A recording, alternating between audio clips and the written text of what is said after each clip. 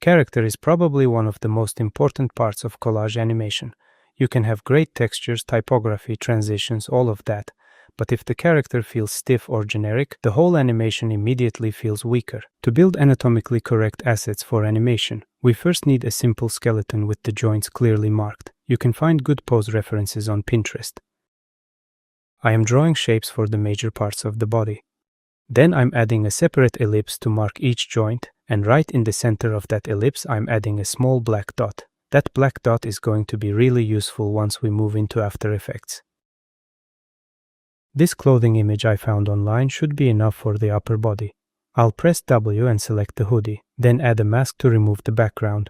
Now I'm converting this layer into a smart object and rasterizing it again. From here, we're basically going to cut this layer up and keep only the parts we actually need.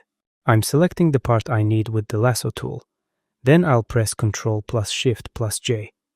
This shortcut doesn't just put the selection on a new layer, it also cuts that part out of the original layer. Now let's separate the shoulder layer the same way. Now we need to clean up the body layer. For example, when this shoulder layer moves during the animation, the body underneath needs to be clean. There shouldn't be any part of the arm left there, because the arm is going to move. So I'll hold Ctrl and click the layer I want to select. You can see the selection around it. Then I'll press S to grab the clone stamp tool.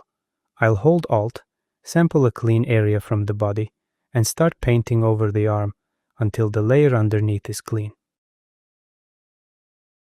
Now I'm slowly placing the finished assets on top of the skeleton, but we're not even halfway there yet. I'll select the shoulder layer because I need to split this into two parts, the upper arm and the elbow.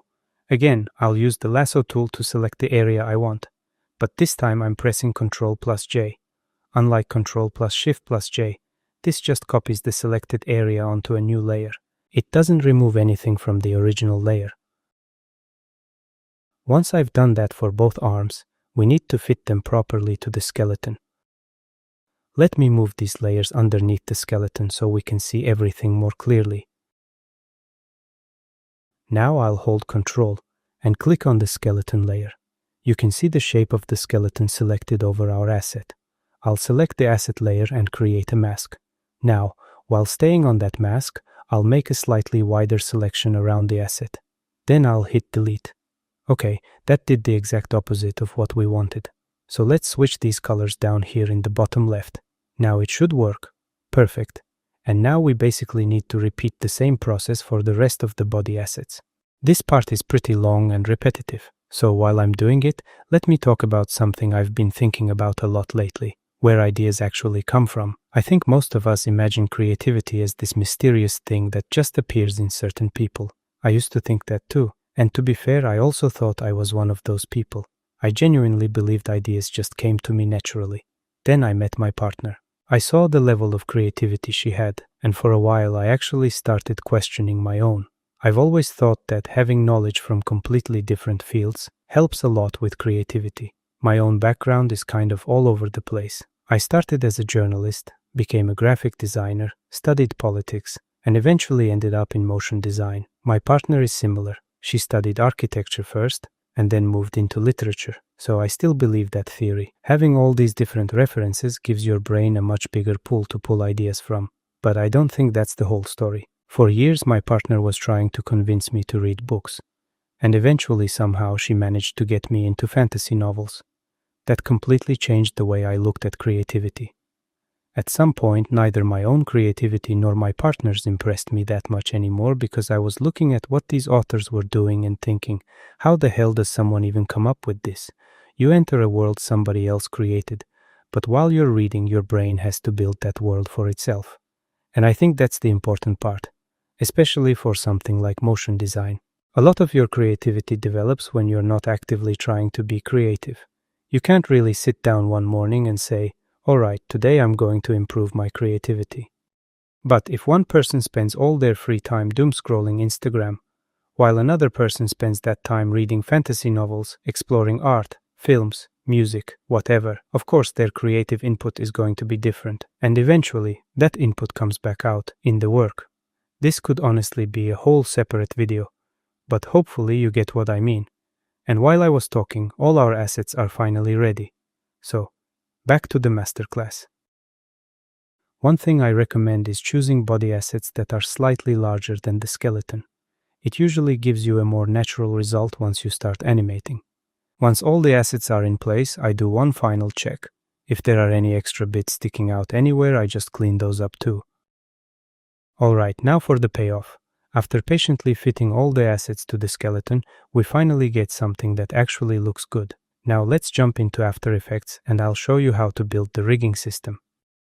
So, those ugly little ellipse layers we made in Photoshop are finally going to be useful, probably for the first and last time. I'm going through every layer, pressing Y and fixing the anchor points one by one. And yeah, there's really no shortcut here. If the skeleton isn't set up properly, everything goes to later. Rotations feel wrong, joints break, the whole character starts looking weird. So I'm just taking my time and fixing every anchor point properly before we move on. And while I'm doing this, something just came to mind. Most designers I know actually came into this field from something completely different. For example, I used to be a sports journalist. I was writing sports news, and whenever an article needed an image, I would make one myself. Basically what we'd call a thumbnail now. That was actually my first introduction to graphic design. Then around 3 years ago, I randomly came across a collage animation online and completely fell in love with it. That's when I started learning motion design. And the funny thing is, I learned most of the theory by making logo animations. At first you might think, what can logo animation really teach you? And yeah, it's very specific. But that's exactly why it helped me so much. You end up learning so many tiny specific things about timing, easing, spacing, transitions, shape animation, all of that. And once you get comfortable with those details, a lot of normal day-to-day motion design work suddenly feels much easier. For example, I started my first motion design job as a junior, but most of the tasks they gave me felt surprisingly simple compared to the amount of time I had already spent struggling with logo animation. Then I became a regular motion designer, and later an art director. And I think a big reason for that was simply that I could finish things fast. I could finish them fast because most tasks didn't feel that difficult anymore. I had already gone through a lot of the harder technical problems while teaching myself logo animation. So in a weird way, that very specific skill ended up making everything else easier. Anyway, while I was talking, our anchor points are done. So now we can finally move on to the actual rigging system.